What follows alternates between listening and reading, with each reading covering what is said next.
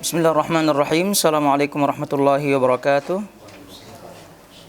Alhamdulillahirabbil alamin wassalatu wassalamu ala asyrafil anbiya'i wal mursalin nabiyina Muhammadin wa ala alihi wa sahbihi wa man tabi'ahum bi ihsanin ila yaumiddin. Amma ba'd. Hadirin al-ikhwah wa al-akhawat rahmani wa rahmakumullah. Alhamdulillah, tentunya kita senantiasa bersyukur kepada Allah atas taufiknya. Pada hari ini kita masih diberikan kesempatan, lalu kemudian juga kita diberikan kesehatan tentunya untuk mengikuti kajian rutin kita pada hari ini, dan semoga Allah Subhanahu wa taala menjadikan apa yang kita ikuti dan apa yang kita lakukan pada hari ini menjadi amal soleh yang diterima di sisinya Rabbul Alamin. Taibah dimaklumi, kita akan menyelesaikan bahasan kitab Al-Masail Al-Jahiliyah, dan pembahasan ini adalah pembahasan terakhir dari bahasan kitab ini insyaallah taala. Dan tentunya harapannya apa yang kita dapatkan dari keterangan-keterangan yang ada dalam kitab ini kita fahami, lalu kemudian kita amalkan. Karena sebagaimana kita maklumi bersama bahwasanya kitab ini menyingkap dan memberitahukan sifat-sifat jahiliyah, memberitahukan tentang kita amalan-amalan, keyakinan-keyakinan apa saja yang dimiliki oleh ahlu al-jahiliyah. Oleh karena itu di awal kita sebutkan kenapa kita mempelajari kitab ini, supaya kita lebih yakin terhadap keyakinan kita. Karena kita pernah sebutkan bididdiha tatabayyanu al-asya', sesuatu itu akan lebih terang lagi, lebih jelas lagi apabila kita mengetahui lawannya. Apabila kita mengetahui lawannya, kita memang mengetahui iman, kita mengetahui sunnah, kita mengetahui akidah. Tapi pengetahuan kita tentang akidah, sunnah, iman dan seterusnya daripada kebaikan-kebaikan itu akan lebih terang benderang lagi apabila kita mengetahui lawannya, yaitu akidah terkait dengan iman, kekufuran, tauhid, lawannya syirik, sunnah, lawannya bid'ah dan seterusnya daripada lawan-lawannya. Jadi semakin kita mengetahui lawan sesuatu, maka semakin jelaslah sesuatu yang kita fahami tersebut. Maka dengan kita mempelajari, dengan kita memahami apa yang penulis rahimahullahu taala sebutkan dalam kitab ini, insyaallah kita akan lebih jelas lagi akan keyakinan kita terhadap apa yang dibawa oleh Rasulullah Shallallahu Alaihi Wasallam, dan semoga itu juga menguatkan prinsip kita dalam mengarungi kehidupan ini. Sebagaimana kita ketahui bersama, kehidupan ini banyak fitnahnya dan seterusnya. Apabila kita tidak kuat fondasinya, maka tentu kita akan sangat-sangat mudah untuk tumbang dan bahkan hanyut ke arus fitnah-fitnah tersebut tanpa kita sadari. Jadi sekali lagi diharapkan bagi kita untuk murojaah kitab ini, karena dimaklumi kitab ini sangat-sangat tipis sekali, poin per poin, sehingga bisa untuk dibaca selayang pandang saja, untuk mengingat-ingat apa saja yang pernah didapatkan, apa saja yang pernah difahami dari poin-poinnya.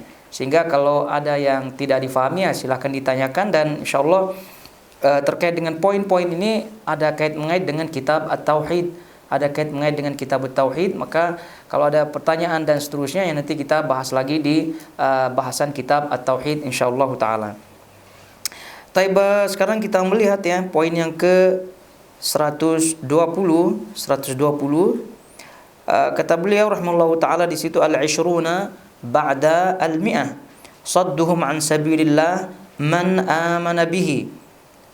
Poin ke 120, mereka, ya tentunya ahlul jahiliyah, menghalangi dari jalan Allah orang yang beriman kepadanya. Dan ini pernah kita lalui tentunya di poin-poin sebelumnya, karena ini adalah karakter lalu kemudian sifat daripada orang-orang jahiliyah. Dan kita ingatkan yang dimaksud dengan jahiliyah ini tidak hanya kaum kufar Quraisy yang kita mengingat mereka itu masa jahiliyah, tidak. Tapi kita ingat bahwa yang dimaksud dengan jahiliyah adalah seluruh orang-orang atau kaum atau kelompok siapa saja yang tidak sejalan dengan jalannya Nabi Shallallahu Alaihi Wasallam, termasuk di dalamnya ahlu kitab Yahudi Nasrani, termasuk di dalamnya Majusi, termasuk di dalamnya ahlu al-wathan, penyembah berhala, bahkan yang tidak ada sesembahannya. Jadi semuanya itu termasuk golongan ahlu al-jahiliyah yang dimaksud di sini.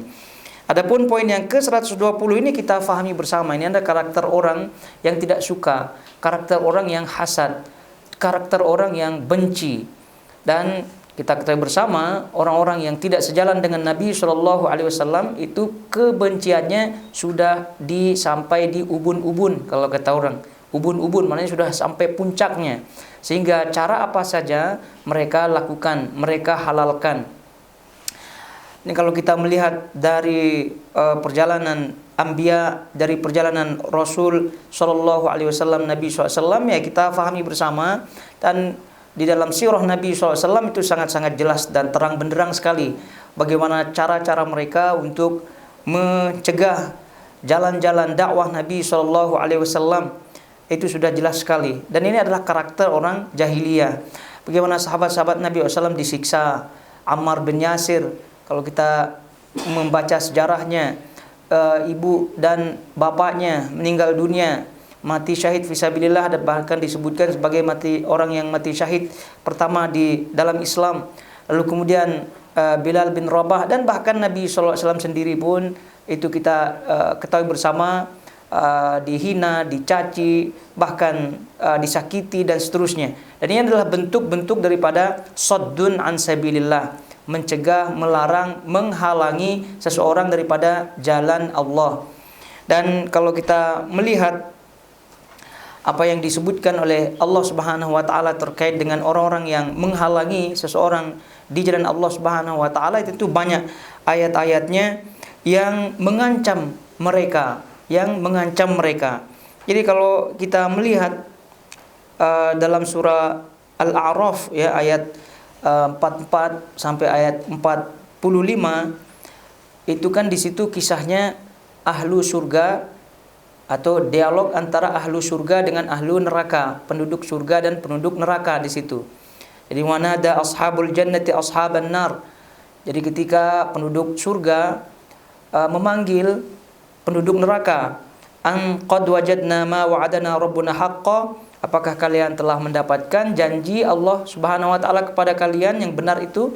Fa hal wajadtum ma wa'ada rabbukum haqqan, apakah kalian memang benar-benar telah mendapatkan janji tersebut? Orang-orang ahlu neraka tersebut mengatakan qalu na'am. Qalu na'am, ya benar kami telah mendapatkan janji Allah. Fa adzana muadzdinun bainahum al-la'natullah 'alal zalimin. Lalu diumumkanlah bahwa laknat Allah kepada orang-orang yang zalim. Itu ayat 44. Lalu kemudian siapa yang zalim itu? Yang mendapatkan janji Allah masuk neraka kelak di akhirat. Ayat 45 menyebutkan alladzina yasudduna an sabilillah wa yabghunaha iwaja, yaitu orang-orang yang menghalangi orang-orang dari jalan Allah, wa yabghunaha iwaja, dan mereka menginginkan kehidupan, mereka menginginkan atau membelokkan jalan tersebut, membelokkan jalan Allah Subhanahu wa taala, sehingga orang-orang tersebut tidak berada di atasnya. Ini sudah jelas, ini salah satu di antara sekian banyak ayat yang mengingatkan ancaman keras bagi orang-orang yang mencegah, menghalangi seseorang daripada jalan Allah. Ya tentu kalau kita berbicara jalan Allah, ya luas sekali ya. Jalan Allah itu syariat Allah Subhanahu wa taala. Syariat Allah itulah sunnah Nabi sallallahu alaihi wasallam. Segala macam bentuk penghalang-halangan, mau besar mau kecil, dari cara-cara yang ada sehingga orang itu tidak sampai kepada jalan Allah, syariat Allah, sunnah Nabi SAW, itu masuk kategori ayat ini.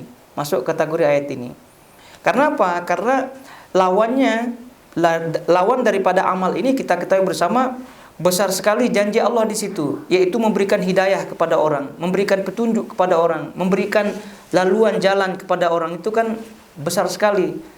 Janji Allah di situ, besar sekali pahala Allah. La an yahdiyallahu bika rajulan wahidan khairun laka min humuri an-na'am. Jadi Rasulullah SAW menyebutkan kamu atau seorang mendapatkan hidayah, petunjuk melalui jalanmu, melalui kamu, melalui sebabmu, itu lebih baik untukmu daripada unta merah. Dan juga hadis-hadis yang lain, barang siapa yang menunjukkan suatu sunnah, lalu kemudian sunnah atau jalan tersebut, kebaikan tersebut dilakukan oleh seorang, maka orang itu akan mendapatkan pahala orang itu tanpa dikurangi sedikit pun, dari pahala-pahala orang yang melakukan amalan sunnah yang melaluinya orang tersebut mengetahui. Jadi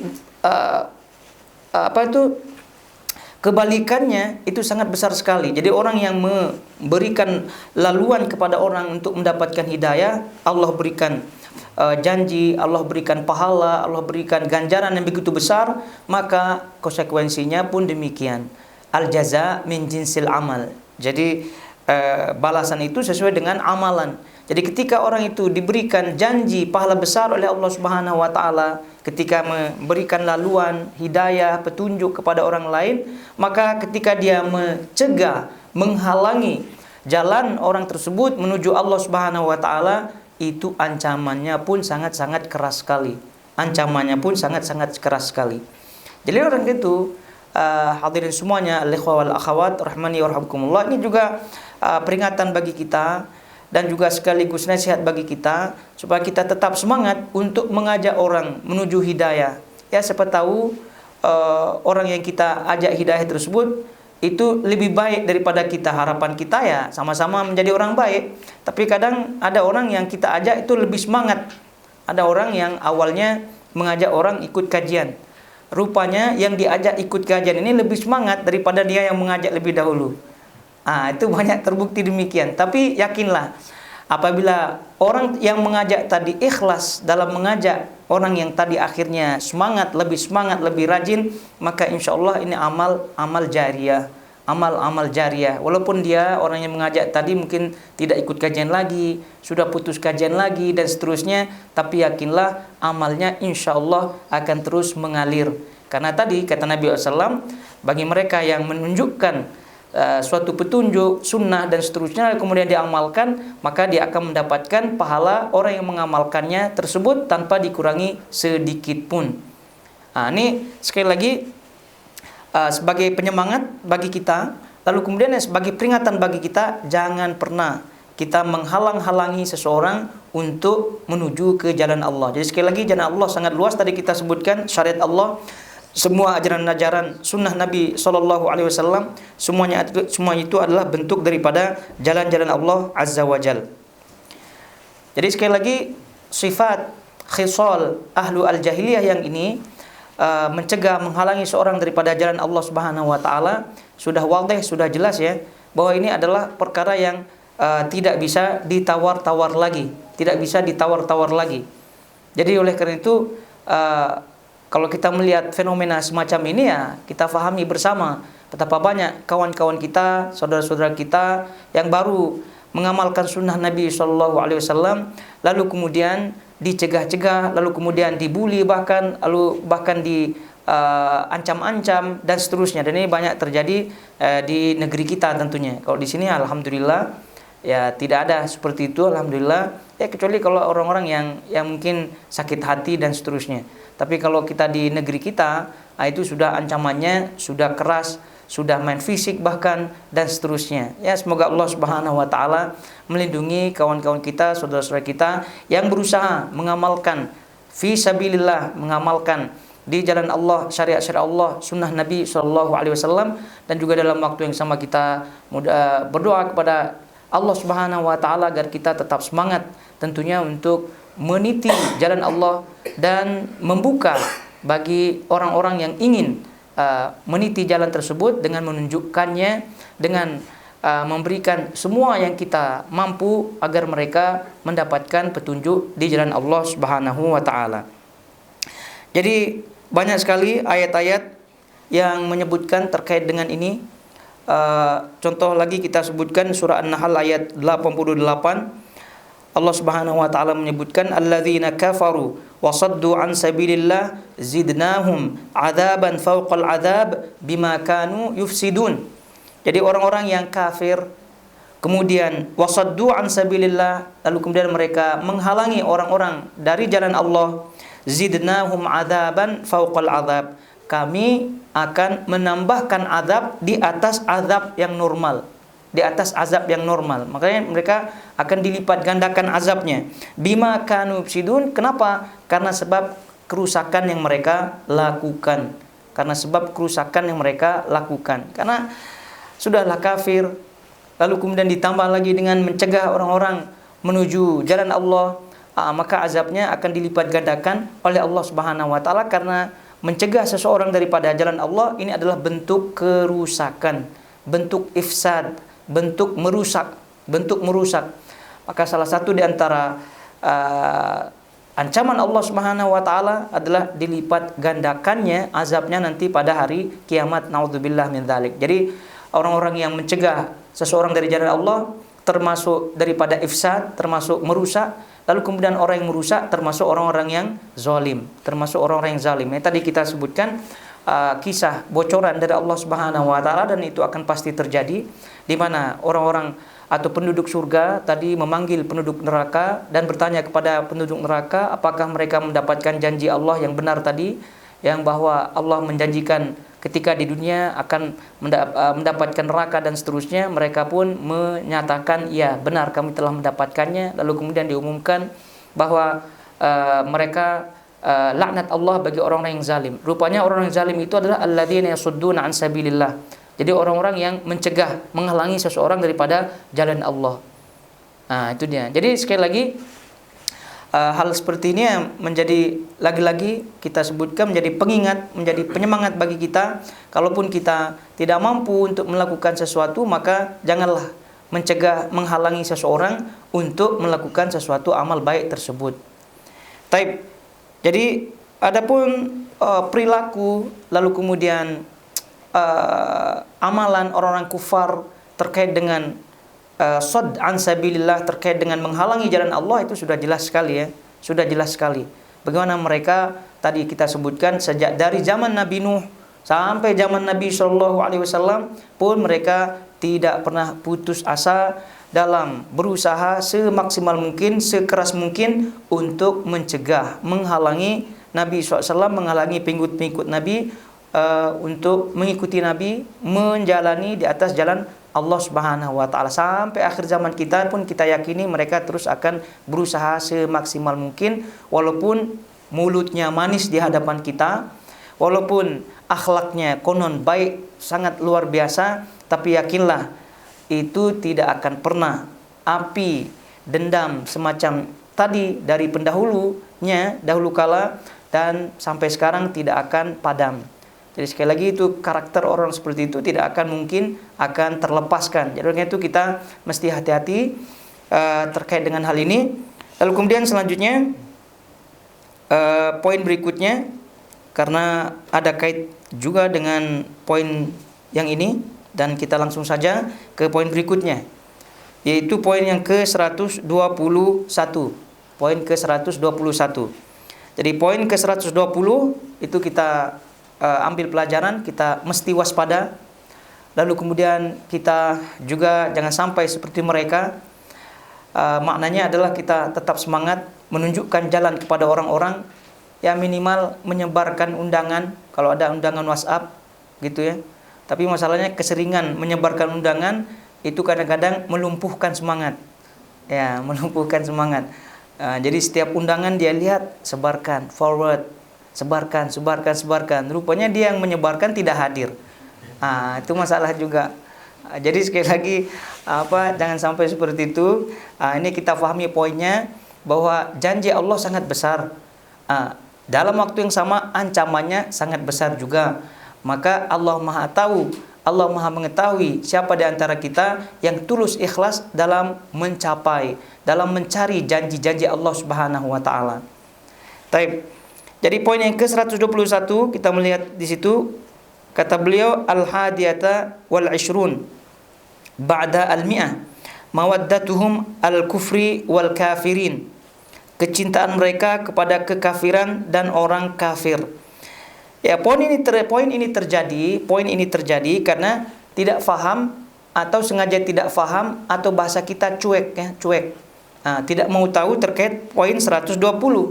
Tidak mau tahu poin 120. Jadi asal kawannya itu akhlaknya baik, apalagi bagi-bagi hadiah, bagi-bagi hadiah, lalu kemudian Masya Allah begitu kebaikan-kebaikan yang lain. Jadi seolah-olah dia tidak percaya, atau bahkan memang dia tidak percaya. Poin 120, bahwa itu adalah bentuk daripada sod an sabilillah. Karena yang namanya menghalangi di jalan Allah tidak hanya langsung menghalangi, kamu stop begitu, langsung diancam, ya termasuk itu ya. Tapi juga ada menghalang-halangi di jalan Allah dengan cara yang halus, dengan cara yang halus begitu, dengan cara yang halus. Diberikan hadiah, diambil hatinya, gitu kan, dilobi dia, dan memang tidak disebutkan oleh dia orang yang mencegah dan menghalangi, kamu jangan, kamu kalau ini diancam. Nah, tapi cara halus, kan kita pahami demikian. Jadi menghalangi di jalan Allah ada yang bersifat kasar, ada yang bersifat halus. Nah, orang yang bersifat halus ini yang banyak termakan, sehingga menghalalkan toleransi yang istilahnya kebablasan bahasa kita ya, toleransi yang tanpa batas dan seterusnya, karena dia termakan oleh cara orang-orang yang menghalangi mereka di jalan Allah ini dengan cara yang halus, gitu. Ibarat kata pepatah itu, atau patah dan seterusnya, apa tidak tahu ya, cinta ditolak dukun bertindak. Itu dia. Ya, dia udah rayu-rayu tidak bisa, berarti dia ada cara halusnya ya. Lalu kemudian dukunnya yang bertindak. Ya, artinya caranya kasar. Mananya untuk mendapatkan si perempuan itu ada dua cara. Kalau kamu tidak mau halus ya kasar, kalau tidak mau kasar ya halus gitu. Begitu juga yang poin yang kita ini. Jadi mencegah atau menghalangi seseorang di jalan Allah itu tidak hanya selalu kasar, dan bahkan kebanyakannya halus. Sehingga karena halusnya akhirnya mereka jatuh ke poin yang ke-121. Poin yang ke-121, teman saya baik kok katanya. Dan dia selalu toleransi, kalau saya mau sholat pun dia tidak masalah, dia selalu persilahkan gitu. Dan bahkan dia lihat saya sholat. Dan seterusnya daripada ucapan-ucapan pembelaan dia terkait kawannya yang Masya Allah baik, lembut dan luar biasanya begitu. Tapi dia tidak tahu bahwa mawaddatuhum al-kufri wal kafirin, kecintaan mereka kepada kekafiran dan kafir, ini adalah sifat ahlu al-jahiliyah, sifat jahiliyah. Jadi karena memang kaidahnya ya, menyukai seseorang itu adalah alamat tanda rapatnya seseorang, tanda dekatnya seseorang. Kalau orang itu sudah menyukai seseorang, entah dengan apapun alasannya, itu tandanya rapat, tandanya sudah dekat. Kalau sudah dekat, maka dikhawatirkan batasan-batasan yang ada dalam syariat itu dengan mudah dilanggarnya. Maka sekali lagi, poin yang ini adalah akibat daripada tidak paham atau sengaja tidak paham daripada poin yang di atas. Jadi sekali lagi, dia terperangkap dengan cara-cara yang halus,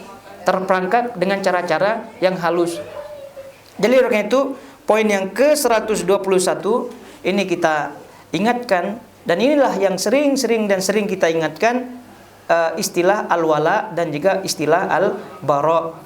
Istilah al-wala dan juga istilah al-bara. Itu yang sering kita ingatkan. Jadi oleh itu kalau ada orang kafir, kalau ada orang non-muslim dan seterusnya bahasa halusnya ya, itu kita harus pahami bahwa mereka ini selama-lamanya akan menjadi lawan, tidak pernah akan bersama bagi kita. Ibarat air dan minyak tidak akan pernah sama. Oleh itu kalau kita bersahabat atau berkawan dengan dia ya sebatas maslahat duniawi saja, mungkin bisnis lah, mungkin kerjaan di office lah dan seterusnya, itu saja. Ya, adapun sampai saling kunjung lah, adapun sampai saling WhatsApp apa kabar dan seterusnya, itu jangan. Ya, tanya dia WhatsApp dan seterusnya, itu pun usahakan jangan. Ya, kecuali kalau ada niat kita untuk memang benar-benar kasihan pada dia, kita ada rancangan untuk dakwah dia, lalu kemudian ada langkah-langkah rancangan kita dan seterusnya, itu cerita lain. Ya, tapi kalau tidak ada unsur dakwahnya, apalagi kita segan dengan dia dan seterusnya, apalagi kita malah mendekat-dekat dia, itu tentu tidak, karena dikhawatirkan jatuh ke dalam poin yang ini. Dan tentunya terkait dengan al-wala dan bara sering kita ingatkan ya, karena seiring akhir zaman ini, maka poin yang ke-120 tadi yang kita sebutkan, orang-orang kafir, orang-orang non-muslim, orang-orang munafikin, itu cara mereka menghalangi orang-orang yang serius, orang-orang yang semangat untuk menjalankan jalan-jalan Allah, menjalankan syariat Allah, ini lebih banyak mereka menjalankan cara-cara yang halus, sehingga kalau fondasi wala dan al-bara kita lemah, maka ya tentu kita akan tidak lama fondasi, atau kita tidak mungkin akan bertahan lama dalam akidah yang kita pegang. Pasti kita akan hanyut sehanyut-hanyutnya. Ya, yang sering kita juga ingatkan, contoh ringan saja sekarang ini di World Cup ini, Piala Dunia. Ini secara halus dan sering kita ingatkan ini secara halus. Dan alhamdulillah poin-poin yang kita ini akhir-akhir ini rupanya ya husnul khotimah ya. Untuk mengingatkan gitu fondasi kita. Ini apalagi sekarang ada yang mainnya jam 7, ada yang mainnya jam 8. Itu kan waktu kita di sini, kalau di sini kan ada maghrib, antara maghrib isya. Itu masalah. Itu kalau sampai ada di antara kita itu terbelakang atau terlambat ke masjid gara-gara itu udah termakan di sini. Belum lagi mungkin di Indonesia udah larut malam dah itu. Dan seterusnya daripada waktu-waktu yang ada, dan itu cara halusnya. Itu secara zohirnya, belum secara batinnya. Secara batinnya sudah termakan lah gitu kan, termakan. Si fulan kalah, dia yang nangis. Nangis satu hal, stres satu hal, kelaparan dia. Kenapa? Karena 45 menit pertama, 45 menit kedua itu tidak menang-menang, atau bahkan gol itu yang dia dukung. Kan kalau stres lihat bola kan lapar. Akhirnya stres satu hal, lapar satu hal, sedih satu hal. Itu kan termakan batinnya. Siapa yang kita sedihkan di situ? Siapa? Tidak ada. Hatta walaupun dia orang muslim sekalipun, pemainnya sekalipun juga, apakah dengan bola itu bentuk membela Islam? Kan tidak. Dia kalau menang bola gimana ceritanya kira-kira? Apakah Islam menang? Kalau menang bola ya orang Islam nih konon Muhammad lah namanya misalnya. Ya, dia kan Islam, kita dukung. Memang ini apa peperangan kah atau apa gitu kan? Jadi artinya pernah kita sebutkan bukan berarti menghalangi lihat bola, tidak ya. Tapi kita harus ingat prinsip-prinsip ini ketika kita melihat bola. Jangan sampai prinsip-prinsip ini hilang ketika melihat bola. Udah jelas orang itu kafir sekafir-kafirnya, lalu kemudian gara-gara kita dukung, akhirnya kita bahagia sebahagia-bahagianya. Lalu kemudian karena dia kalah, padahal dia kafir dan seterusnya, sedih sesedih-sedihnya. Dan bahkan tidak bisa tidur malam itu. Bolanya selesai jam 11, subuh jam 3, bola balik di atas tempat tidurnya. Susah mau tidur. Kok kenapa dia tidak oper di situ? Seharusnya dia oper kawannya di situ kan. Kalau tidak ya ini.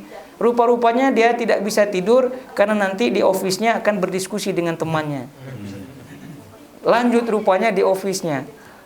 Itu yang dia khawatirkan, apa alasannya kira-kira nanti. Ini banyak penyebab-penyebab. Ini fakta yang kita bicarakan ya. Fakta yang kita bicarakan. Dan soddun an sabilillah sudah nyata-nyata merusak, dan mereka berhasil secara cara halus yang tadi kita sebutkan. Kalau dahulu kala di zaman Nabi atau di sebagian tempat itu kan jangan cara kasar yang tadi kita sebutkan, dicegah mereka dengan cara kasar, berhenti kalau tidak kamu mati, berhenti kalau tidak saya bakar, berhenti kalau tidak saya usir, berhenti kalau tidak kamu begini, itu kan cara kasar. Tapi malahan kalau dengan cara kasar, banyak di antara umat Islam, banyak di antara kita yang justru malah kuat. Kalau dicegah secara kasar, ya udahlah, gitu kan. Perang ya perang lah, gitu. Ya kita harus kuat. Tapi ketika dicegah, dihalangi dengan cara yang halus, nah itulah banyak di antara kita yang berguguran. berguguran banyak sekali. Contoh ringan saja ini si World Cup ini kan. Contoh ringan saja. Ini banyak di antara kaum muslimin yang berguguran. Itu naudzubillah min dzalik. Jadi kalau kita melihat lagi-lagi kita ingatkan ayat-ayat yang terkait dengan hal ini banyak sekali tentunya. Bagi kita di Indonesia ayat yang fenomenal ya, ayat Al-Maidah 51. Itu fenomenal sekali. Al-Maidah ayat 51. Bagi mereka yang kuat ingatannya pasti ingatlah ini. Ya. Ayat 51 surah Al-Maidah, ya ayyuhalladzina amanu la tattakhidul yahuda wan nasara awliya ba'dhum awliya'u ba'd. Wa may yatawallahum minkum fa innahu minhum innallaha la yahdil qaumadz zalimin. Wahai orang yang beriman, janganlah kalian jadikan Yahudi dan Nasrani aulia. Jadi aulia maknanya di sini kekasih, saling suka, kawan rapat dan seterusnya, penolong. Jadi aulia ba'dhum aulia'u ba'd. Ya, karena mereka sesama mereka saling sokong, saling dukung. Jadi mereka sesama mereka itu saling dukung. Wa man yatawallahum minkum fa innahu minhum. Jadi siapa di antara mereka, siapa di antara kalian yang menjadikan mereka kawan dekat, kekasih, penolong dan seterusnya, maka sesungguhnya mereka termasuk kaumnya, termasuk orang-orang Yahudi dan Nasrani tersebut. Innallaha la yahdil qaumadz zalimin. Sesungguhnya Allah tidak akan memberikan petunjuk kepada orang-orang yang zalim. Dan ini salah satu di antara ayat yang mendasari al-wala dan juga yang mendasari al-bara. Kalau kita melihat penjelasan para ulama terkait dengan hal ini, Syekh bin Baz rahimahullahu taala, kita bacakan jawaban beliau ketika ditanya. Pertanyaannya kepada beliau, ar-raja min fadilatikum tawdihal wala wal bara liman yakunu wa hal yajuzu muwalatal kuffar. Mohon kepada tuan, maksudnya kepada Syekh, untuk menjelaskan apa makna al-wala dan al-bara. Kepada siapa? Kepada siapa al-wala dan bara? Dan bolehkah kita untuk saling dekat, saling mengasihi dengan orang-orang kafir? Ini pertanyaannya. Kata beliau, jawabannya, al-wala wal bara maknahu mahabbatul mu'minin wa muwalatuhum wa bughdul kafirin wa mu'adatuhum wal bara'atu minhum wa min dinihim. Hadha huwa al-bara, hadha huwa al-wala wal bara. Kata beliau, al-wala wal bara maksudnya adalah mahabbatul mu'minin, mencintai kaum mukminin, mencintai orang mukminin. Wa muwalatuhum, menyayangi mereka, membantu mereka. Lalu kemudian wa bughdul kafirin, membenci orang-orang kafir dan juga memusuhinya. Membenci orang kafir dan juga memusuhinya. Wal bara'atu minhum, berlepas diri daripadanya, berlepas diri pada orang kafir, berlepas diri daripada agama mereka. Inilah makna al-wala dan juga al-bara, kata beliau rahimahullahu taala. Kemudian beliau membacakan firman Allah, qad kanat lakum uswatun hasanah fi Ibrahim walladzina ma'ahu idh qalu liqaumihim inna bara'um minkum wa mimma ta'buduna min dunillah kafarna bikum wa bada bainana wa bainakumul adawata wal baghdha abadan hatta tu'minu billah wahdahu. Telah ada uswatun hasanah pada Ibrahim bagi kalian, telah ada bagi kalian teladan yang baik pada Ibrahim, yaitu pada kisah Nabi Ibrahim. Walladzina ma'ahu, dan orang-orang yang bersamanya. Idh qalu liqaumihim, ketika Ibrahim mengatakan kepada kaumnya, inna bura'a'u minkum, sesungguhnya kami berlepas diri daripada kalian dan juga berlepas diri daripada apa yang kalian sembah. Dan kisah yang ma'ruf terkait dengan kisah Ibrahim alaihissalatu wassalam bersama bapaknya, bagaimana sikap beliau, apalagi bersama kaumnya yang mengikuti Raja Namrud pada waktu itu. Ini jawaban Syekh bin Baz rahimahullahu taala. Kita lihat juga pertanyaan kepada Syekh Ibnu Utsaimin rahimahullahu taala ketika ditanya, ma huwal wala wal bara? Apakah atau apa yang dimaksud dengan al-wala dan juga apa yang dimaksud dengan al-bara? Kata beliau al-jawab, jawabannya al-bara'u wal wala'u lillah. Al-bara' wal wala', al-bara' wal wala' lillah, itu milik Allah, itu ditujukan kepada Allah. An yatabarra'al insan, yaitu maknanya adalah an yatabarra'al insanu, yaitu seseorang berlepas diri, min kulli ma tabarra'allahu minhu, berlepas diri pada segala apa? Berlepas diri daripada segala hal yang Allah berlepas diri daripadanya. Ini simple tapi mengena luas. Jadi al-wala dan bara' kata beliau adalah al-wala al-bara' lillah. Al-wala dan bara' itu adalah kepada Allah, ditujukan kepada Allah, yaitu milik Allah. Maknanya adalah kita berlepas diri, loyal dan juga berlepas diri kepada apa saja yang Allah Subhanahu wa taala berlepas diri daripadanya. Apa saja? Kalau udah apa saja ya, semua apa saja yang dibenci oleh Allah kita harus benci.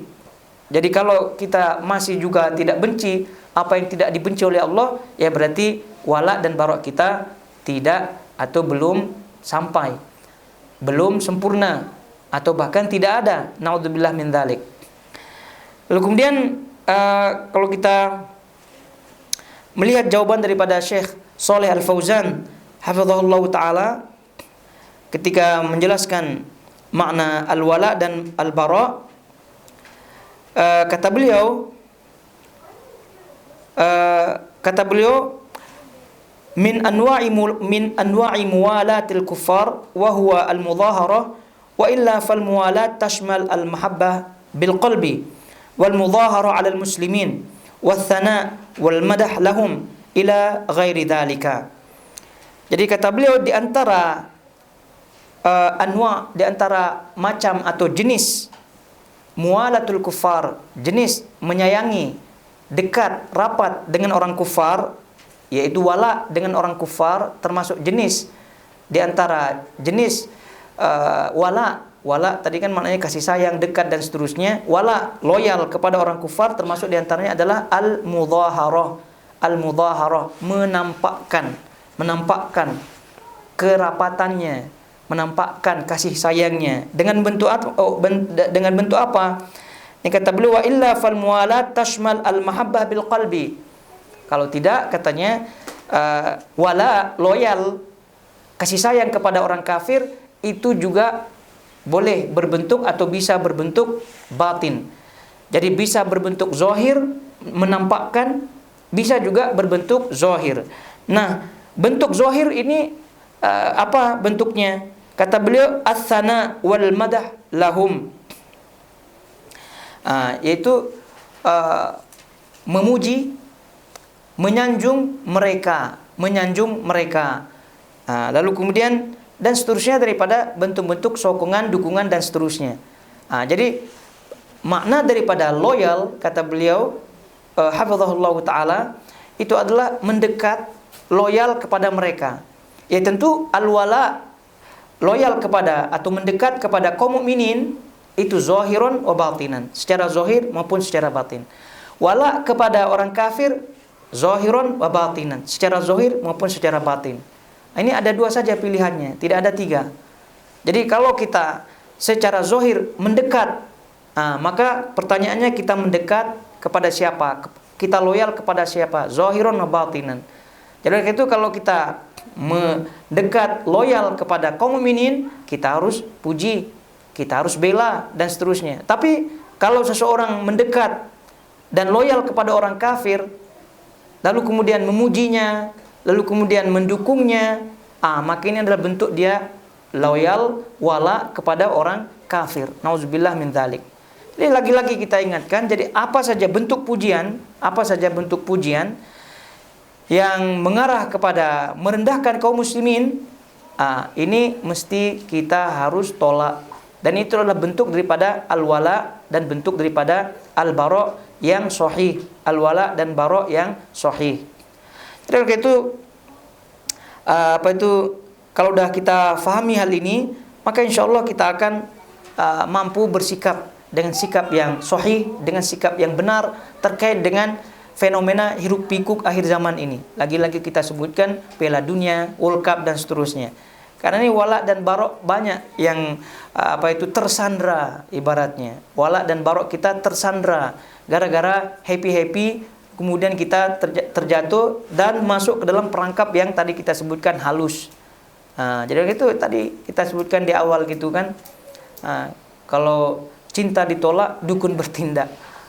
Jadi orang-orang kafir ini kalau udah tidak bisa lagi dengan cara kasar untuk mencegah kita, mengajak kita ke dalam agama mereka, ya dengan cara yang halus, dengan cara yang halus. Dan kita ingat bahwasanya walan tardha ankal yahud walan nasara hatta tattabi'a millatahum.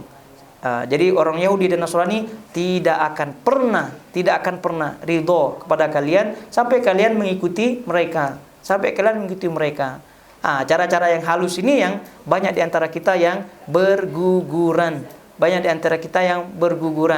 Ya terutama terkait dengan hiruk pikuk fenomena olahraga yang dipertontonkan, yang ini dan seterusnya. Itu bola satu hal, belum lagi yang yang boxing lah, belum lagi yang UFC lah dan seterusnya. Ini kalau udah jagoannya Islam, bukan nama ya, maksud agama Islam, itu udah seolah-olah orang itu sedang berperang di situ, berperang di oktagon ya gitu. Jadi kita harus dukung katanya. Rupa-rupanya yang kaya ya si pemilik acara itu. Kemudian pemainnya yang berdarah-berdarah itu ya cukup dijadikan sebagai tontonan lah, diberikan gaji dan seterusnya. Agama Islam dalam ini keuntungannya apa? Apakah dengan menangnya jagoan kita yang muslim ini, lalu kemudian Israel berhenti bom Gaza? Kan tidak juga. Bahkan dia berleluasa ya ngebom Gaza. Kenapa? Karena kaum muslimin sekarang sedang pingsan. Sedang pingsan menikmati hiburan-hiburan yang ada. Itu dia hiburan-hiburan yang ada. Hiburan-hiburan yang dibungkus, dikemas dengan kemasan-kemasan yang mengambil hati kaum muslimin. Lihat itu pemainnya, seorang muslim. Apalagi ketika menang, sujud syukur pula. Itu kan syiar Islam itu, sujud syukur kan. Yang tuh lihat, alhamdulillah gitu kan, dia menang. Alhamdulillah dia gol. Akhirnya dunia semua melihat dia sujud syukur. Itu ijtihad dia saja, istimbat dia saja itu. Tapi kalau orang yang hiruk pikuk, mana lihat dia orang sujud demikian. Jadi kita harus sekali lagi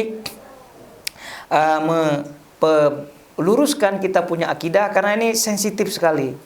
Oleh itu kita juga mengingat definisi daripada Islam yang disebutkan oleh Syekh Muhammad Abdul Wahab dalam kitabnya Al-Usulul Tsalatsa, al-istislamu lillah. Islam maknanya adalah al-istislam lillah, berserah diri, tunduk, menyerah kepada Allah. Wal bara'atu minasyirki wa ahli, dan berlepas diri daripada kesyirikan dan orang-orangnya. Simple.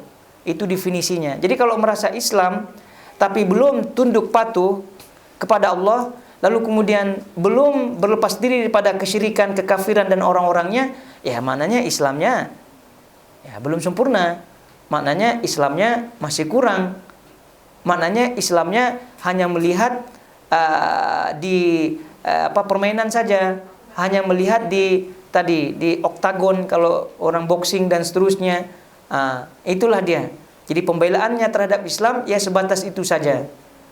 Karena dia orang ada pemainnya muslim, lalu kemudian apalagi pemainnya bernama Islam, lalu kemudian pemainnya tidak bertato, lalu kemudian dengan dalil seperti itu dia al-wala kepada mereka, dia loyal kepadanya, dia ini kasih sayang kepadanya, begitu kan? Padahal yang pernah kita sebutkan, dia pun tidak dikenal oleh orang tersebut, baik secara jauh maupun secara dekat, tidak pernah dikenal. Lalu kemudian kenapalah dia memberikan sanubarinya kepadanya? Itu kita tidak paham. Jadi kita berikan kita punya hati nurani ini kepada Allah. Maka tadi al-wala wal bara' lillah, kata Syekh Utsaimin. Loyal kita, berlepas diri kepada kita, itulah sanubari kita yang kita miliki. Itulah kita punya hati nurani yang kita miliki. Itulah harta yang kita miliki yang paling berharga. dan itu yang kita tujukan kepada Allah Subhanahu wa taala. Itu dia. Jadi kalau sudahlah berharga, sudahlah ini yang modal yang paling berharga yang kita miliki, lalu kemudian kita kasih orang-orang seperti itu, aduh, ini rugi kita dunia akhirat, rugi kita dunia akhirat.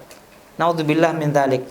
Jadi sekali lagi poin yang poin yang 121 lagi-lagi terkait dengan al-wala dan juga al-bara. Nah, kenapa terjadi demikian ya tadi? Karena tidak faham terkait dengan poin yang sebelumnya 120 yang tadi kita bacakan, bahwa orang kafir itu senantiasa sampai akhir zaman nanti berusaha semaksimal mungkin untuk menghalangi kaum muslimin dari jalan Allah, baik secara halus maupun secara kasar. Secara halus maupun secara kasar. Jadi mudah-mudahan apa yang kita diingatkan oleh para ulama menjadi peringatan bagi kita dan juga mampu kita jalani, mampu kita amalkan di tengah-tengah akhir zaman yang fitnahnya merajalela, datang dari atas, dari arah atas, datang dari arah kanan, kiri, bawah dan seterusnya, datang halus, datang kasar dan seterusnya, itu banyak sekali. Jadi oleh itu kalau kita tidak memikirkan kita punya diri dengan umur yang sangat-sangat terbatas ini, maka dikhawatirkan kita berjumpa, dipanggil oleh Allah Subhanahu wa taala dalam keadaan lalai, dalam keadaan kita tidak ada pegangan akidah, kita tidak ada pegangan al-wala dan bara yang benar kepada Allah Subhanahu wa taala. Jadi itu ya kita ingatkan juga di majelis ini bahwa senantiasa kita mempererat ukhuwah kita dengan orang-orang yang semangat, dengan orang-orang yang satu manhaj, karena itulah cara kita untuk mengikat al-wala dan mengikat al-bara kita. Jadi kalau kita tidak memperhatikan ini semua, atau kita tidak mengambil berat bahasanya ya, kita tidak fokus dalam hal ini, maka dikhawatirkan al-wala dan bara itu sebatas teori saja. Sebatas teori dalam lisan yang hanya kita fasih dalam membacanya, ba-nya kita fasih baca, ro-nya kita fasih baca, wawunya kita fasih baca, al-wala wal bara. Gitu kan. Kalau kita baca, itu kalau ditanya ini mat apa? Oh, ini namanya mat wajib muttasil katanya. Iya, itu hanya di lisan saja, gitu kan. Yang kita maunya ini tidak hanya sampai di lisan, tapi menusuk, menancap di kita punya hati sanubari yang tadi kita sebutkan. Jadi karena itu kita ingatkan pada diri kita untuk kita jaga. Ini adalah modal utama bagi kita. Dan sering kita ingatkan, kalaupun tidak banyak orang-orang yang semanhaj dengan kita, sepemikiran, sevisi misi dengan kita, tidak masalah. Yang penting dia ada. Nah, yang penting orang tersebut satu visi dan misi dengan kita untuk mencapai al-wala dan bara yang sahih, maka itu kita jaga. Persahabatan itu kita jaga. Walaupun kita tidak ketemu, kita tidak berjumpa di satu tempat yang sama, kita berjauhan, tapi tetap kita saling mengingat, dan apalagi wasilah yang ada di zaman kita sekarang, itu sangat-sangat memungkinkan untuk kita jalin hubungan dan kita tidak putus hubungan dengan mereka-mereka yang satu visi dan misi dengan kita. Nah, jadi sekali lagi inilah kita yang kita inginkan, bahwa kita jaga, kita punya modal utama, yang kita punya harta yang paling berharga ini, yaitu hati kita, al-wala dan al-bara kita hanya kepada Allah Subhanahu wa taala. Taib. Lalu kemudian selanjutnya yang terakhir adalah 122 ats-tsaniyata wal 'ishrun ba'da al-mi'ah. 122 lalu kemudian beliau menyatukan semuanya ya di sini. Ada 122 ats-tsaniyatu wal 'ishrun ba'da al-mi'ah was-tsalitsatu war-rabi'atu wal-khamisatu was-sadisatu was-sabi'atu was-thaminatu wat-tasi'atu wal 'ishrun wa tamam 30 al-wahida wa 30 ba'da al-mi'ah. Ini beliau rangkum semuanya ini.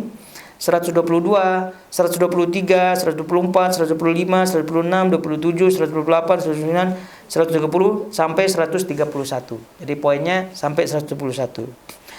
Jadi beliau rangkum ini semua, bukan tidak mau disebutkan sesuatu, tapi yang pernah kita sebutkan ini, kitab ini risalah kecil, risalah ringkas. Lalu kemudian poin-poin yang tadi beliau sebutkan ini beliau bahas panjang lebar di kitab Tauhid. Nah, oleh karena itu nanti kita jumpa bahasan rinciannya pada kitab At-Tauhid. Taib. Jadi kita baca apa kata beliau? Al-iyafatu wat-turqu wat-tiyaratu wal-kahanatu wat-tahakkum ila at-taghut wal-karahatu at-tazwij baina al-'idain. Wallahu alam wa sallallahu ala Muhammad wa ala alihi wa sahbihi. Taib. Kata beliau yaitu al-afiyah, berarti al-iyafa, al-iyafa yaitu 122.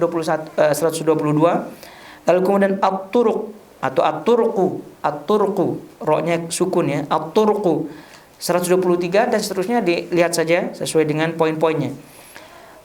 Al-iyafatu, kemudian at-turqu, kemudian at-tiyaratu, lalu kemudian perdukunan, kemudian berhukum dengan tagut, serta tidak menyukai mengadakan pernikahan di antara 2 hari Id. Nah, itu dia. Oleh karena itu tadi kita sebutkan poin-poin ini beliau tidak rincikan karena memang dibahas di kitab At-Tauhid. Dengan ringkas kalau kita melihat ya, al-iyafatu. Yang pertama al-iyafatu, dengan ringkas al-iyafatu ini kan cara-cara di zaman jahiliyah. Cara-cara zaman jahiliyah untuk mengetahui nasib, apakah nasibnya baik kah atau nasibnya buruk. Ini rata-rata cara-cara untuk mengetahui nasib baik, nasib buruk di zaman jahiliyah, zaman dahulu. Nah, kalau al-iyafatu itu zajru at-tayr atau zajru at-tayr. Jadi al-iyafatu itu burung, bukan menghasut, apa namanya itu bahasa apa? Bukan. Hush, begitu. Jadi supaya burung itu pergi. Mengusir lah ya, mengusir burung. Mengusir burung gitu. Jadi biasalah di sini kita lihat burung merpati kan? Burung merpati lalu kemudian hush begitu. Nah, al-iyafatu ini adalah salah satu caranya. Kalau merpatinya itu ke kiri ketika sudah di itu, maka itu negatif. Kalau merpatinya ke kanan itu berarti positif. Itu namanya al-iyafatu. Ya, kalau di kampung tidak ada merpati ya cukup ayam lah. Gitu. Ayam tuh hush gitu pergi dia. Kalau ayamnya tiba-tiba kaget terperanjat ke kiri, itu berarti positif, negatif. Tidak jadilah beli motor. Misalnya lah gitu kan. Itu al-iyafatu. Jadi mau burung lah, mau apa saja binatangnya dengan cara seperti itu maka disebut al-iyafah. Ini orang-orang jahiliyah zaman dahulu. Lalu kemudian at-turqu. At-turqu ini cara juga ya, at-turqu cara juga. Yaitu cara dukun pada waktu itu ya, di zaman jahiliyah dukun pada waktu itu menggaris ya suatu garis di tanah, lalu kemudian dia menerawang. Ini garisnya kemana? Ini kalau garisnya bengkok-bengkok berarti negatif. Kalau kira-kira lurus, maka positif. At-turqu dari kata torik, di kononya melihat jalannya. Lalu kemudian at-tiyarah. Jadi at-tiyarah ini juga jalan ya, cara ya. Tapi kalau at-tiyarah itu daripada toir, kata-kata toir, burung, dari kata-kata burung. Perbedaannya dengan al-iyafah, burung juga al-iyafah itu. Tapi kalau al-iyafah kan mengusir, gitu. Jadi kaget, peranjat burungnya pergi dia. Nah, tapi kalau at-tiyarah itu burungnya dipegang, lalu kemudian dilepas. Burungnya dipegang, kemudian dilepas. Kalau dia pergi ke kanan, berarti dia optimis, gitu kan, optimis. Kalau dia ke kiri, berarti dia pesimis. Bedanya seperti itu. Jadi itu namanya at-tiyaratu. Lalu kemudian al-kahanatu. Al-kahana, ini perdukunan kalau al-kahana. Perdukunan. Pergi orang ke dukun, gimana nih? Lihat garis tangannya. Kok garis tangan kamu ini tidak karuan ini? Gitu kan? Berarti nasibmu tinggal dan seterusnya. Oleh karena itu ini juga kita bahas ya terkait dengan permasalahan di kitab At-Tauhid. Jadi siapa saja yang mengaku mengetahui hal-hal yang gaib, baik terkait dengan masa akan datang atau masa lalu, maka termasuk al-kahana, termasuk perdukunan, jadi Nabi SAW dalam hadis yang terkenal ya menyebutkan man sa'ala man atakahinan fasa'alahu an syai' lam tuqbal lahu salatun arba'ina yauman. Jadi barang siapa yang mendatangi dukun, lalu kemudian bertanya kepadanya sesuatu, Allah tidak akan menerima solatnya selama 40 hari. Sekedar bertanya saja, Allah tidak menerima solatnya 40 hari. Kata Nabi SAW dalam riwayat lain, fasaddaqahu bima yaqul, kalau dia bertanya, lalu kemudian mempercaya atau percaya dengan ucapannya, faqad kafara bima unzila ala Muhammad, maka sungguh orang tersebut telah kafir terhadap apa yang diturunkan oleh Allah kepada Nabi Muhammad. Itu dia. Jadi bertanya saja itu ancamannya 40 hari tidak diterima sholatnya. Sedangkan kita tidak pergi saja, itu walau alam diterima apa tidak sholat kita kan 40 hari. Lagi ini sudah confirm tidak diterima 40 hari. Nah, kalau percaya sudah tidak diterima 40 hari sholatnya, plus dia digolongkan orang kafir. Nauzubillah min dzalik. Ini bahaya, ini al-kahana ini. Maka ini juga kita akan bahas dengan rinci nanti pada kitab At-Tauhid insyaallah taala. Dan sekaligus ini juga peringatan, model kahanah ini, model perdukunan ini banyak ya. Ada model kasar, maksudnya yang nampak gitu, kasar dalam arti pakaiannya sudah jelas ya, kayak zaman dahulu lah, macam-macam lah, topinya lah, songkoknya, matanya lah, dandanannya, maksudnya pakaian-pakaiannya, tukang sihir jelas. Tapi ada juga yang secara halus, tidak ada pakaian-pakaian yang mencolok ya, seperti biasa, tapi disebut orang pintar, tapi disebut orang paranormal.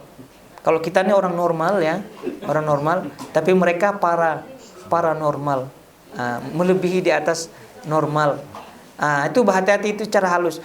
Dan yang paling halus masuk dalam kategori ini adalah itu bintang-bintang rasio, bintang Scorpion lah, bintang yang bintang-bintang zodiak. Zodiak itu apa? Zodiak kamu katanya, oh sama ya, zodiak anjing gitu, zodiak ular ya, zodiak kelinci, ada zodiak itu. Ya, Gemini itu. Ya, pokoknya jenis itulah. Ya, pokok Gemini Sio semua. Itu semua sama maksudnya. Itu bagian daripada kahana. Bagian padanya ini sudah diingatkan oleh para ulama, bagian daripada kahana. Hati-hati. Hati-hati. Bintangnya kamu apa gitu? Oh sama bintang kita ya, berarti kita berjodoh ini. Berarti sesuai kita ini kalau bekerja sama sesuai. Karena apa? Kita punya bintang sama, kita punya sio sama. Nah itu hati-hati, itu bagian daripada kahanah juga. Itu secara halus. Oleh karena itu para ulama memperingatkan. Kalau di zaman dulu kan ada surat kabar ya, newspaper. Jadi di situ kan ada bintang-bintang, di situ ada Gemini macam-macam siul-siul itu. Nah itu pun tidak boleh dibaca, karena kalau dibaca itu ibarat tadi kan kata Nabi SAW dalam hadisnya, man ata arrafan, barang siapa yang mendatangi dukun, fasa'alahu an syai'in, lalu kemudian bertanya kepadanya sesuatu. Nah kalau ada surat kabar lalu kemudian ada bintang-bintang tadi, berarti kita kan seolah-olah mendatangi itu, lalu kemudian kita baca. Itu hukumnya sama. Dan itu kalau ada bintang-bintang seperti itu, ya udah, ya kita bacalah surat kabarnya kan, tapi yang itu ya kita ketepikan. Jangan pula kita khusyuk di situ. Lihat, ini kira-kira siapa yang bintang sama, atau siapa orang ini bintangnya apa ya, bintang ada model terkenal kah, atau siapa yang dia bintang yang dia suka kah, ada orang yang dia suka, dia pengen tahu bintangnya apa sih ini. So, kenapa dia pintar sekali main bola? Rupa-rupanya kakinya itu bintang 5. Enggak lah. Ya bintang 7. Jadi kalau bintang 7 itu berarti pusing ya. Jadi ada demikian. Jadi orang itu kepo-kepo terkait dengan bintang Gemini lah apa ini bagian daripada al-kahana, bagian daripada ata'arrafan, bagian daripada mendatangi dukun. Ini hati-hati juga, banyak kaum muslimin yang terlena lalu kemudian tergelincir lalu kemudian tersesat dan hanyut di bagian-bagian seperti ini. Karena ujung-ujungnya bintang itu apa maksudnya? Ujung-ujungnya apa? Ujungnya adalah mengetahui atau memprediksi hal-hal yang gaib. Kan begitu. Kalau bintangnya ini kira-kira ya, laluan-laluan hidupnya seperti ini. Kan begitu maksudnya.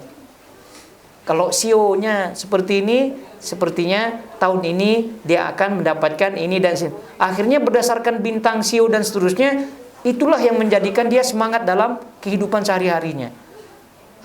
Inilah dia yang disebut dengan al-kahana secara halus. Mereka itu banyak kaum muslimin yang terlena, tergelincir, hanyut, lebur dan seterusnya daripada hal-hal yang negatif yang tidak diinginkan terjadi pada orang tersebut. Kemudian at-tahakkum ila taghut, berhukum dengan taghut. Ini kita mengetahui berhukum dengan hukum selain Allah.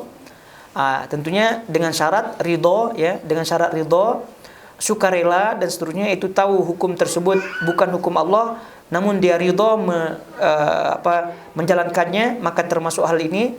Karena prinsipnya kita adalah la ta'ata li makhluqin fi maksiatil khaliq.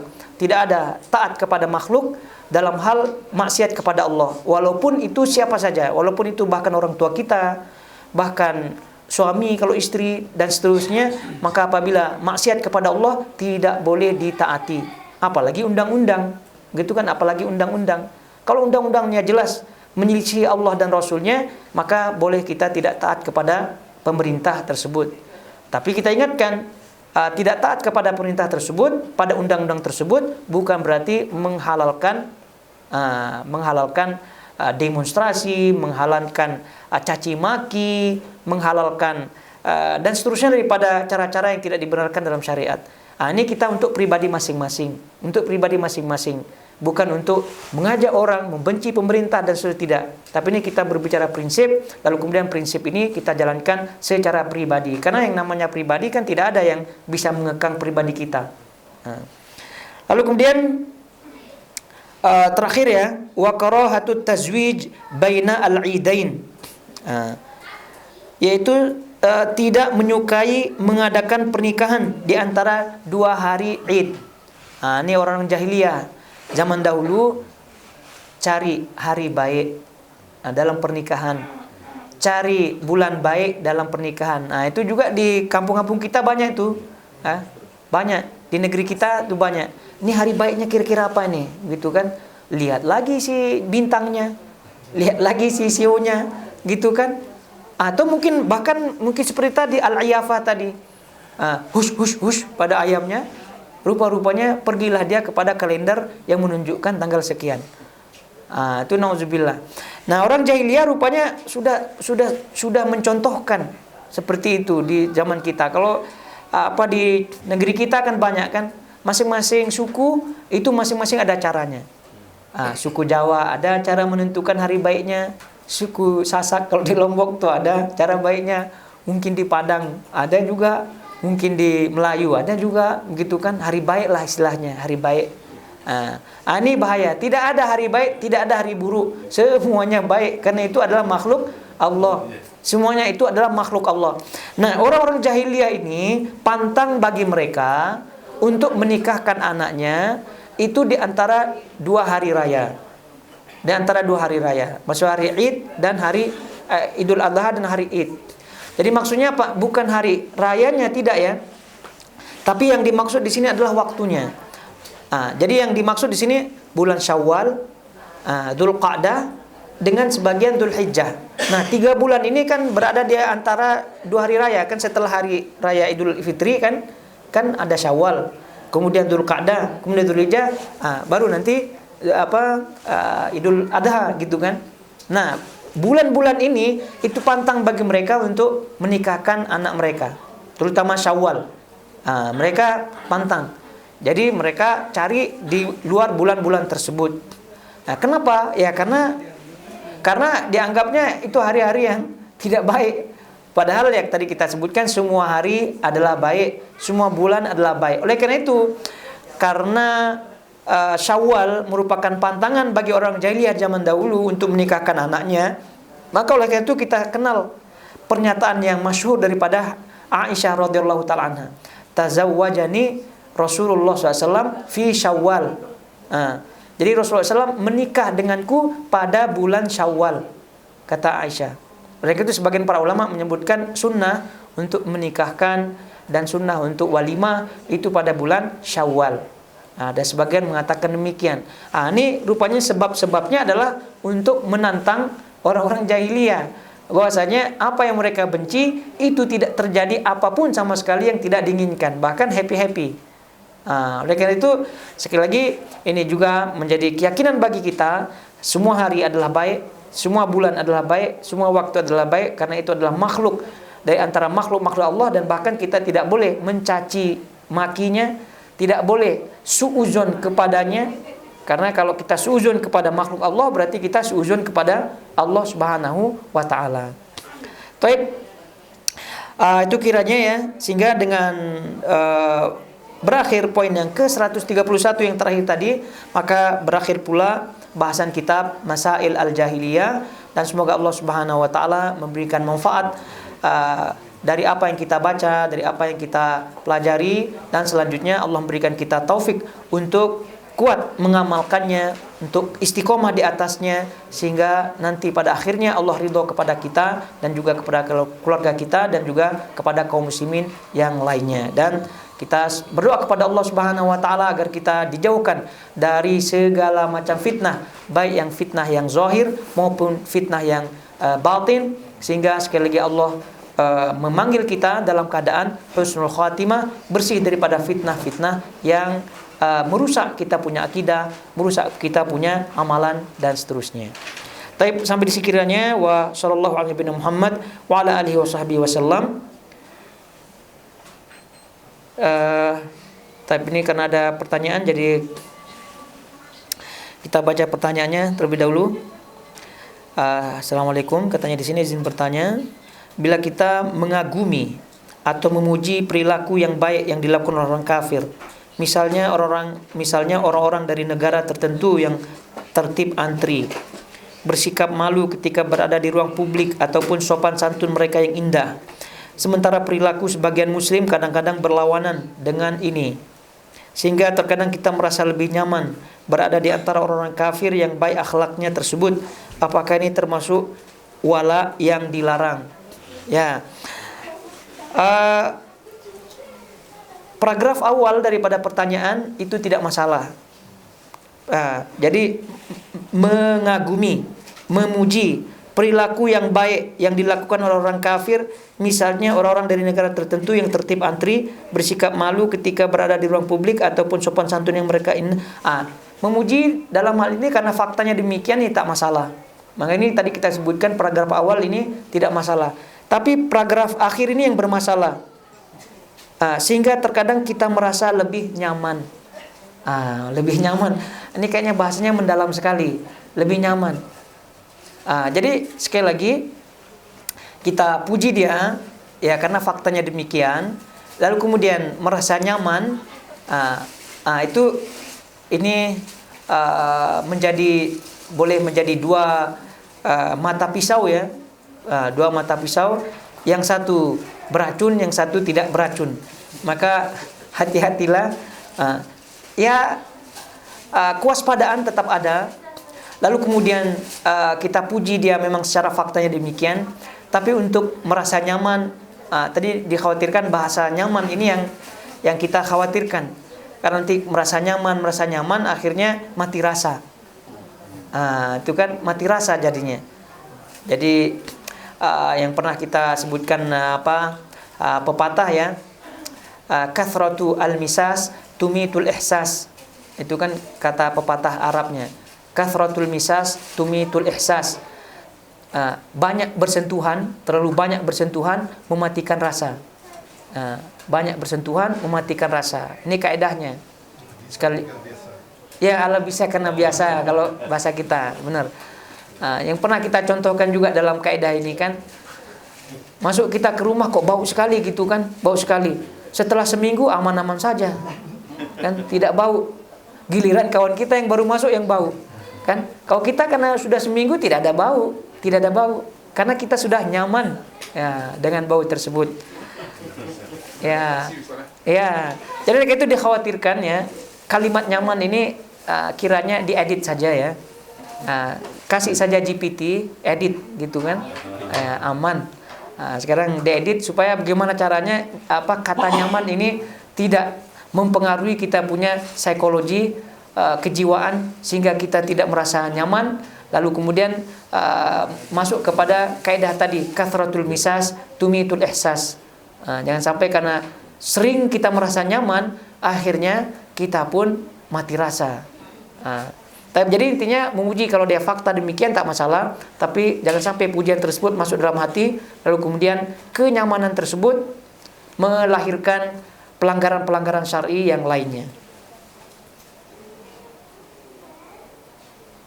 Ustaz, kalau ada di daerah-daerah tertentu, Ustaz, kalau mereka dalam membangun rumah saja, mereka memakai ilmu-ilmu seperti angin gitu, atau kalau di Cina itu feng shui, itu gimana, Ustaz? Karena ada yang saya dengar katanya ilmu berdasarkan pengalaman nih, bukan ilmu yang ini atau libra yang katanya. Iya, ya. Gimana, Ustaz? Feng shui itu kita paham lah itu ya, bukan ilmu atau gimana itu ilmu tradisi lah itu. Ya, ilmu tradisi. Jadi orang itu lebih baiknya menghindari hal-hal seperti itu karena memang tidak ada ilmiahnya. Oleh karena itu kita ingatkan ya terkait dengan hal ini, kaidahnya adalah apabila ada dalil syar'i yang mendukung ilmu tersebut atau kemudian dalil ilmiah ya, sains terkait dengan ilmu tersebut, maka jalan. Ini dua kaidahnya. Ada ilmu syar'i, maksudnya dalil syar'i, Al-Quran dan Sunnah, walaupun sains tidak mendukungnya, tapi karena sahih hadisnya, Al-Quran menyatakan demikian, maka kita jalan. Tapi kalau misalnya tidak ada dalil syar'inya, tidak ada dalil Al-Quran dan Sunnah, tapi sains menyatakan demikian, fakta ilmiah mengatakan demikian, kita jalan. Tapi kalau tidak ada dua-duanya, maka kita tidak jalan. Tidak ada dua-duanya, maka tidak jalan. Ya contoh ringan saja, ada gelang magnet. Kata-katanya itu kan, kata-katanya sih, kenapa pakai itu? Katanya ada ini. Kalau pakai ini ada apalah gitu. Iya, energinya. Rupanya itu teori kata-kata saja. Teori kata-kata. Iya, dilihat dari dalil syar'i, Quran dan Sunnah, mana ada magnet di zaman Nabi? Tidak ada. Oleh karena itu hadisnya tidak ada. Lalu kemudian sainsnya walau alam. Itu pun kurang jelas lagi teorinya. Oleh karena itu kalau sesuatu yang tidak jelas, maka kita tidak pakai hal tersebut karena dikhawatirkan masuk ke dalam hal-hal yang menyeleweng atau bahkan disebut sebagai syirik, minimal syirik kecil.